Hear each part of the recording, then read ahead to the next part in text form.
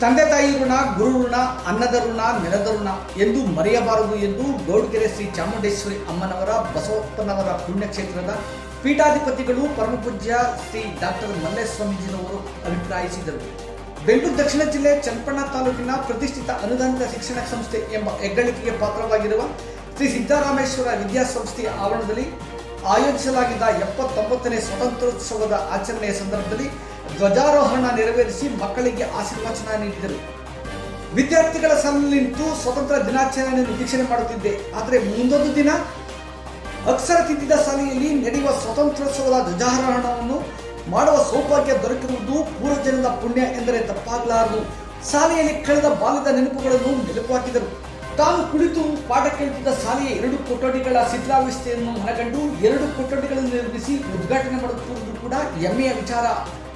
ಸಂಸ್ಥೆಯನ್ನು ಎತ್ತರಕ್ಕೆ ಬೆಳೆಸಲು ಸಂಸ್ಥೆ ಆಡಳಿತ ಮಂಡಳಿ, ಶಿಕ್ಷಕ ವರ್ಗ ಹಾಗೂ ಹಳೆಯ ವಿದ್ಯಾರ್ಥಿಗಳ ಸಹಕಾರದಲ್ಲಿ ಪ್ರಯತ್ನಿಸಲಾಗುವುದು ಎಂದರು. ಇದೇ ಸಂದರ್ಭದಲ್ಲಿ ಜನಪ್ರಿಯ ನಾಟಿ ವೈದ್ಯರು ಸಂತಾನಲಕ್ಷ್ಮಿ ಪ್ರಶಸ್ತಿಗೆ ಭಾಜನರಾಗಿರುವ ಹಾಗೂ ಶ್ರೀ ಸಿದ್ದರಾಮೇಶ್ವರ ವಿದ್ಯಾಸಂಸ್ಥೆಯ ಅಧ್ಯಕ್ಷರಾದ ಡಾಕ್ಟರ್ KT ಲಕ್ಷ್ಮಮ್ಮ ಅವರು ತಮ್ಮ ಪೂರ್ವಿಕರಾದ ದೈವ ಸಂಭೂತರಾದ ದಿವಂಗತ ನಿಂಗಮ್ಮ ಶಿವಪ್ಪ ಹಾಗೂ ಪೂಜ್ಯರಾದ ಪುಟ್ಟಲಿಂಗಮ್ಮ ಲೇಟ್ ಹುಚ್ಚೇಗೌಡರ ಹೆಸರಲ್ಲಿ ತಾನು ಕೂಡ ಅಕ್ಷರ ಕಲಿತ ಶ್ರೀ ಸಿದ್ದರಾಮೇಶ್ವರ ಸಂಸ್ಥೆಯ ಮುಖ್ಯ ದ್ವಾರದಲ್ಲಿ ಸುಸಜ್ಜಿತ ಬೃಹತ್ ದ್ವಾರ ಹಾಗೂ ಗೇಟ್ ನಿರ್ಮಾಣ ಮಾಡಿಸಿ ಪೂಜ್ಯರಿಂದ ಲೋಕಾರ್ಪಣೆ ಮಾಡಿಸಿದರು. ಈ ಭಾಗದ ನಡೆದಾಡುವ ದೇವರೆಂದೇ ವ್ಯಾಖ್ಯಾನಿಸಲಾಗಿರುವ ಪೂಜ್ಯರು ಡಾಕ್ಟರ್ ಮಲ್ಲೇಶ್ ಸ್ವಾಮೀಜಿಯವರ ಆಶೀರ್ವಾದ, ಮಾರ್ಗದರ್ಶನ, ಸಹಕಾರದಲ್ಲಿ ಸಂಸ್ಥೆಯ ಅಭಿವೃದ್ಧಿಗೆ ಶ್ರಮಿಸುವುದಾಗಿ ತಿಳಿಸಿದರು.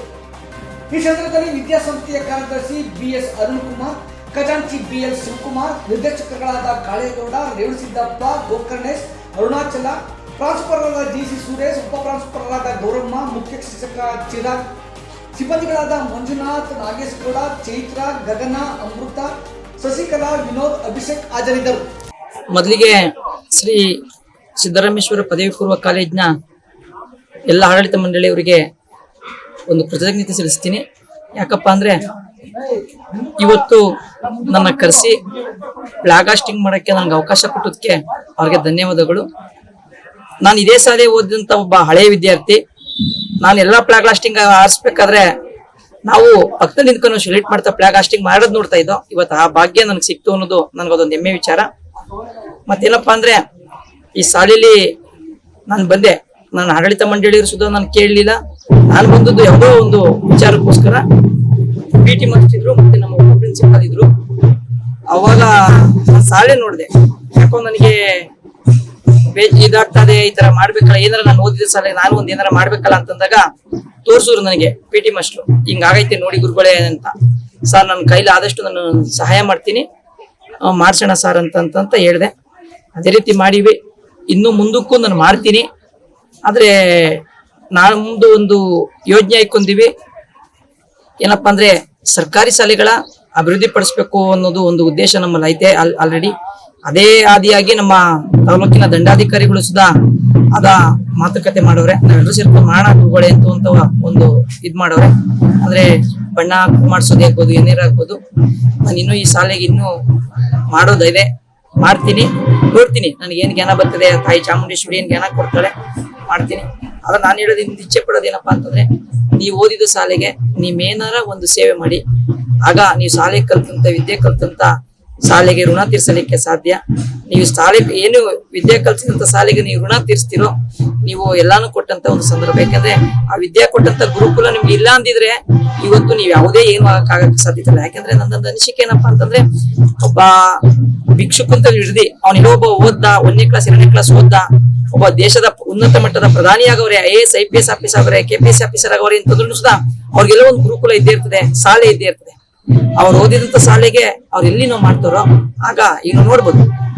ಈಗ ಕಣ್ವ ಇದ್ರಾದಂತ ನಮ್ಮ ವೆಂಕಪ್ಪನವರು ಒಂದು ಶಾಲೆ ಮಾಡಿಸೋರು, 14 ಕೋಟಿ ಖರ್ಚು ಮಾಡೋರು ಡಾಕ್ಟರ್ ಒಬ್ರು. ಯಾಕಂದ್ರೆ ತಾವು ಓದೋದಂತ ಶಾಲೆಗೆ ಅಂತ ಒಬ್ಬೊಬ್ರು ಒಂದೊಂದು ಜಿಲ್ಲೆಗೆ ಒಂದು ತಾಲೂಕು ಒಬ್ರು ಇದ್ರು ಸಾಕು, ಎಲ್ಲಾ ಸರ್ಕಾರಿ ಶಾಲೆಗಳನ್ನ ಉಳಿಸ್ಬೋದು. ನಾವು ಓದಿದಂತ ಶಾಲೆಗೆ ನಾವು ಸಹಾಯ ಮಾಡ್ಬೋದು. ಯಾಕಂದ್ರೆ ನಾವು ಸರ್ಕಾರ ಎಲ್ಲಾನು ಕೊಡ್ತದೆ ಅಂದ್ರೆ ನಾವು ಸರ್ಕಾರಕ್ಕೆ ಏನ್ ಕೊಡ್ಬೇಕು? ನಾವು ಬರೀ ನಾವು ಟ್ಯಾಕ್ಸ್ ಕಟ್ತಾವಿ ಅಂತ ಕುಂತ್ಕೊಂಡ್ರೆ ಆಗಲ್ಲ. ನಾನು ಓದಿದಂತ ಶಾಲೆಗೆ ನಾನು ಏನಾದ್ರು ಒಂದು ಕೊಟ್ಟಾಗ್ಲೇ ನಮ್ಗೆ ಆ ಋಣ ತೀರ್ಸಲಿಕ್ಕೆ ಅಂತ ಸಾಧ್ಯ ಅಂತ ಹೇಳೋದಕ್ಕೆ ನನ್ನ ಮಾತಿಗೆ ವಿರಾಮ ನೀಡ್ತೀವಿ. ಜನತೆಗೆ 79ನೇ ಸ್ವಾತಂತ್ರ್ಯೋತ್ಸವ ದಿನಾಚರಣೆಯ ಶುಭಾಶಯಗಳು.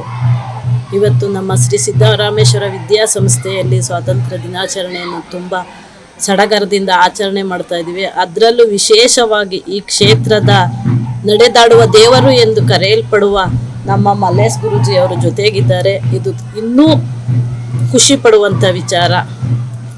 ನಾವು ಆಡಳಿತ ಮಂಡಳಿಯವರೆಲ್ಲ ಹೋಗಿ ಕೇಳ್ಕೊಂಡಾಗ ಪಾಪ ತುಂಬ ಹೃದಯದಿಂದ ನನ್ನ ಕೈಲಿ ಎಷ್ಟಾಗುತ್ತೆ ಅಷ್ಟೊಂದು ಸಹಾಯ ಮಾಡ್ತೀನಿ ಅಂತ ಮಾಡಿದ್ರು. ಅವರು ಒಂದು ರೂಮ್ ಹೇಳಿದರು, ಆದ್ರೆ ಅವ್ರು ಕೊಟ್ಟಂಥ ಹಣದಲ್ಲಿ ಇನ್ನೂ ದುಡ್ಡು ಉಳ್ಕೊತ ಬಂತು. ಆವಾಗ 2 ರೂಮನ್ನು ಮಾಡಿಸಿದ್ವಿ. ಮತ್ತು ನಮ್ಮ ಕಾರ್ಯದರ್ಶಿಯಾದಂಥ ರೇವಣ್ಣ ಅವರು, ನಾನು ಆ ಟೈಮಲ್ಲಿ ನಿರ್ದೇಶಕರಾಗಿದ್ದೆ, ಮೇಡಮ್ ಗೇಟು ಮತ್ತು ಮುಖ್ಯ ದ್ವಾರ ಹೋಗಿದೆ, ಮಾಡಿಸ್ಕೊಡಿ ಅಂತ ಅಂದರು. ಅವತ್ತು ನಾನು ಸಂಪೂರ್ಣವಾಗಿ ಒಪ್ಕೊಂಡೆ. ಯಾಕೆಂದರೆ ನಮ್ಮ ಗುರುಗಳು ಮಾತಾಡ್ತಾ ಹೇಳಿದ್ರು, ನಾವು ಓದಿದಂಥ ಶಾಲೆ, ನಾನು 1990ರಲ್ಲಿ ಪ್ರೌಢಶಾಲೆ ಮುಗಿಸಿದ್ದೆ. ಆ ಇದರಲ್ಲಿ ಹೌದು, ನಾವು ದೇಶಕ್ಕಾಗಿ, ದೇಶ ನಮ್ಗೇನು ಮಾಡಿದೆ ಅನ್ನೋದಕ್ಕಿಂತ ಹೆಚ್ಚಾಗಿ ನಾವು ದೇಶಕ್ಕಾಗಿ ಏನು ಮಾಡಿದ್ದೀವಿ ಅನ್ನೋದನ್ನು ನಾವು ಕ್ವಶನ್ ಮಾಡ್ಕೋಬೇಕು. ಅದನ್ನ ಅರ್ತಿ ನಾನು ಸಂಪೂರ್ಣವಾಗಿ ಆಯ್ತು ಸರ್ ನಾನು ಮಾಡಿಕೊಡ್ತೀನಿ ಅಂತ ಹೇಳಿದೆ. ಇವತ್ತು ಅದೇ ರೀತಿ ಮಾಡಿಕೊಟ್ಟಿದ್ದೀನಿ. ನಮ್ಮ ಸ್ವಾಮೀಜಿಯವರ ಅಮೃತಾಸ್ತದಿಂದ ಉದ್ಘಾಟನೆ ಆಯಿತು.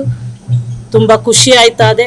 ತಾಯಿ ಚಾಮುಂಡೇಶ್ವರಿ ಎಲ್ರೂ ಆರೋಗ್ಯ, ಆಯಸ್ಸು, ಐಶ್ವರ್ಯ ಕೊಟ್ಟು ಕಾಪಾಡಲಿ ಅಂತ ನಾನು ಈ ಸಂದರ್ಭದಲ್ಲಿ ಕೇಳ್ಕೊತಾ ಇದ್ದೀನಿ.